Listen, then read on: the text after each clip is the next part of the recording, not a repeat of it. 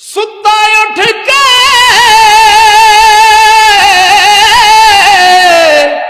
ਕੋਈ ਨਹੀਂ ਖੁਸ਼ ਹੁੰਦਾ, ਬੜੇ ਸੁੱਤੇ ਜਗਾ ਕੇ ਵੇਖਿਆ ਏ, ਕੁੱਤੇ ਜਿਹਾ ਨਹੀਂ ਵਫਾਦਾਰ ਡਿਠਾ, ਟੁੱਕਰ ਸੁੱਕਾ ਵੀ ਪਾ ਕੇ ਵੇਖਿਆ ਏ, ਘਰ ਮਾਲਕ ਦਾ ਹਰਗਿਜ਼ ਨਹੀਂ ਛੱਡਦਾ, ਬੜੀ ਵਾਰ ਤਰਾ ਕੇ ਵੇਖਿਆ ਏ, ਤੋਤਾ ਜਦੋਂ ਵੀ ਛੱਡੀਏ ਉੱਡ ਜਾਂਦਾ,